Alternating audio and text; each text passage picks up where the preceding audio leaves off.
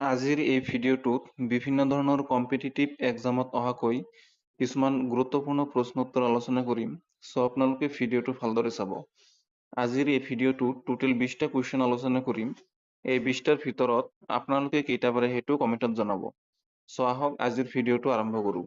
আজিৰ প্ৰথম কুৱেশ্যনটো হ'ল তলৰ কোনটো গ্ৰহক ভাওনা গ্ৰহ বুলি কোৱা হয়? তলৰ কোনটো গ্ৰহক ভাওনা গ্ৰহ বুলি কোৱা হয়?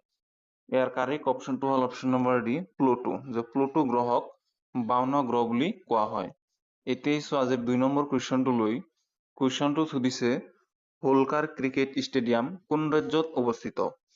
হোলকাৰ ক্ৰিকেট ষ্টেডিয়ামখন কোনখন ৰাজ্যত অৱস্থিত? অপশ্যনসমূহৰ ভিতৰত কাৰেক্ট অপশ্যনটো হ'ল অপশ্যন নম্বৰ এ, মধ্যপ্ৰদেশ। হোলকাৰ ক্ৰিকেট ষ্টেডিয়ামখন মধ্যপ্ৰদেশত অৱস্থিত। এতিয়াই চোৱা আজিৰ 3 নম্বৰ কুৱেশ্যনটো লৈ। কুৱেশ্যনটো সুধিছে কোনখন চহৰত 2028 চনৰ গ্ৰীষ্মকালীন অলিম্পিক ক্ৰীড়া আয়োজন কৰা হ'ব? অপশ্যনসমূহৰ ভিতৰত কাৰেক্ট অপশ্যনটো হ'ল option number B, Los Angeles. 2028 চনৰ গ্ৰীষ্মকালীন অলিম্পিক ক্ৰীড়া লছ এঞ্জেলছত আয়োজন কৰা হ'ব। এতিয়াই চোৱা আজিৰ 4 নম্বৰ কুৱেশ্যনটো লৈ। কুৱেশ্যনটো সুধিছে অসমৰ যমুনা নদী কোনখন নদীৰ প্ৰধান উপনৈ? অসমৰ যমুনা নদী কোনখন নদীৰ প্ৰধান উপনৈ? ইয়াৰ কাৰেক্ট অপশ্যনটো হ'ল অপশ্যন নম্বৰ বি, কপিলী। অসমৰ যমুনা নদী কপিলী নদীৰ প্ৰধান উপনৈ। এতিয়াই চোৱা আজিৰ 5 নম্বৰ কুৱেশ্যনটো লৈ। কুৱেশ্যনটোত সুধিছে অসম ৰাইফলছৰ মুখ্য কাৰ্যালয় ক'ত অৱস্থিত? অসম ৰাইফলছৰ মুখ্য কাৰ্যালয় ক'ত অৱস্থিত? অপশ্যনসমূহৰ ভিতৰত কাৰেক্ট অপশ্যনটো হ'ল option number B, Shillong. Assam ৰাইফলছৰ মুখ্য কাৰ্যালয় শ্বিলঙত অৱস্থিত। এতিয়াই চোৱা আজিৰ 6 নম্বৰ কুৱেশ্যনটো লৈ। কুৱেশ্যনটোত সুধিছে মীনাক্ষী মন্দিৰ ক'ত অৱস্থিত? মীনাক্ষী মন্দিৰটো কোনখন ৰাজ্যত অৱস্থিত? অপশ্যনসমূহৰ ভিতৰত কাৰেক্ট অপশ্যনটো হ'ল অপশ্যন নম্বৰ এ, তামিলনাডু। মীনাক্ষী মন্দিৰ তামিলনাডুত অৱস্থিত। এতিয়াই চোৱা আজিৰ 7 নম্বৰ কুৱেশ্যনটো লৈ।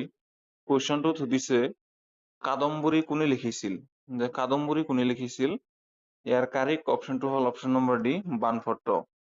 কাদম্বৰী বাণভট্টই লিখিছিল। এতিয়াই চোৱা আজিৰ 8 নম্বৰ কুৱেশ্যনটো লৈ। কুৱেশ্যনটোত সুধিছে লক্ষ্মীনাথ বেজবৰুৱাই ৰচনা কৰা একমাত্ৰ উপন্যাসখনৰ নাম কি? লক্ষ্মীনাথ বেজবৰুৱাই ৰচনা কৰা একমাত্ৰ উপন্যাসখনৰ নাম কি? ইয়াৰ কাৰেক্ট অপশ্যনটো হ'ল অপশ্যন নম্বৰ বি, পদুম কুঁৱৰী। লক্ষ্মীনাথ বেজবৰুৱাই ৰচনা কৰা একমাত্ৰ উপন্যাসখনৰ নাম হ'ল পদুম কুঁৱৰী। এতিয়াই চোৱা আজিৰ 9 নম্বৰ কুৱেশ্যনটো লৈ। কুৱেশ্যনটোত সুধিছে হস্তি মহোৎসৱ কোনখন ৰাষ্ট্ৰীয় উদ্যানৰ লগত জড়িত? হস্তি মহোৎসৱ কোনখন ৰাষ্ট্ৰীয় উদ্যানৰ লগত জড়িত? অপশ্যনসমূহৰ ভিতৰত কাৰেক্ট অপশ্যনটো হ'ল অপশ্যন নম্বৰ চি, কাজিৰঙা। হস্তি মহোৎসৱ কাজিৰঙা ৰাষ্ট্ৰীয় উদ্যানৰ লগত জড়িত। এতিয়াই চোৱা আজিৰ 10 নম্বৰ কুৱেশ্যনটো লৈ। কুৱেশ্যনটোত সুধিছে পৃথিৱীৰ আটাইতকৈ পুৰণি ফুংগিল পৰ্বতমালা হৈছে পৃথিৱীৰ আটাইতকৈ পুৰণি ফুংগিল পৰ্বতমালা কোনখন? ইয়াৰ কাৰেক্ট অপশ্যনটো হ'ল option number C, Aravalli. Aravalli হ'ল পৃথিৱীৰ আটাইতকৈ পুৰণি ফুংগিল পৰ্বতমালা। এতিয়াই চোৱা আজিৰ 11 নম্বৰ কুৱেশ্যনটো লৈ। কুৱেশ্যনটোত সুধিছে সৌৰজগতৰ সেউজীয়া গ্ৰহ কোনটো? সৌৰজগতৰ সেউজীয়া গ্ৰহ কোনটোক কোৱা হয়? অপশ্যনসমূহৰ ভিতৰত কাৰেক্ট অপশ্যনটো হ'ল option number C, Uranus. Uranus গ্ৰহক সেউজীয়া গ্ৰহ বুলি কোৱা হয়। এতিয়াই চোৱা আজিৰ 12 নম্বৰ কুৱেশ্যনটো লৈ।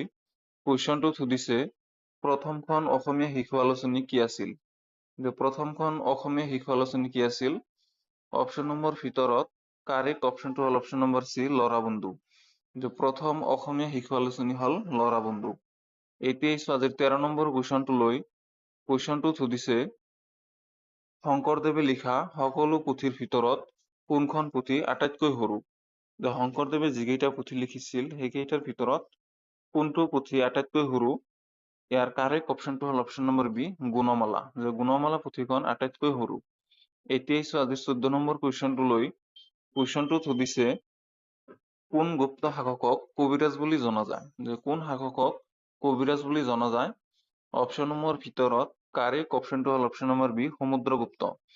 সমুদ্ৰগুপ্তক কবিৰাজ বুলিও জনা যায়। এতিয়াই চোৱা আজিৰ 15 নম্বৰ কুৱেশ্যনটো লৈ। কুৱেশ্যনটোত সুধিছে ৱাকাৰ কাপ নিম্নলিখিত কোনবিধ ক্ৰীড়াৰ সৈতে সম্পৰ্কিত? ৱাকাৰ কাপ নিম্নলিখিত কোনটো খেলৰ লগত জড়িত? অপশ্যনসমূহৰ ভিতৰত কাৰেক্ট অপশ্যনটো হ'ল option number D, golf. Walker cup gov খেলৰ লগত সম্পৰ্কিত। এতিয়া আহিছো আজিৰ 16 নম্বৰ কুৱেশ্যনটো লৈ। কুৱেশ্যনটোত সুধিছে অসমৰ প্ৰথম ভ্ৰাম্যমাণ থিয়েটাৰ নটৰাজ থিয়েটাৰ কোনে আৱিষ্কাৰ কৰিছিল? যে নটৰাজ থিয়েটাৰ কোনে আৱিষ্কাৰ কৰিছিল? অপশ্যনসমূহৰ ভিতৰত কাৰেক্ট অপশ্যনটো হ'ল option number B, Achyut Lahkar. যে অচ্যুত লহকৰে নটৰাজ থিয়েটাৰ আৰম্ভ কৰিছিল। এতিয়া আহিছো আজিৰ 17 নম্বৰ কুৱেশ্যনটো লৈ।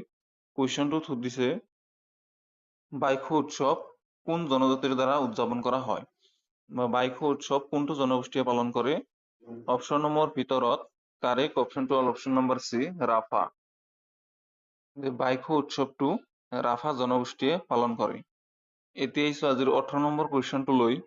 কুৱেশ্যনটোত সুধিছে ৰাষ্ট্ৰীয় ভোটাৰ দিৱস কেতিয়া পালন কৰা হয়? যে ৰাষ্ট্ৰীয় ভোটাৰ দিৱস কিমান তাৰিখে পালন কৰা হয়? অপশ্যনসমূহৰ ভিতৰত কাৰেক্ট অপশ্যনটো হ'ল অপশ্যন নম্বৰ বি, 25 জানুৱাৰী। যে 25 জানুৱাৰী তাৰিখে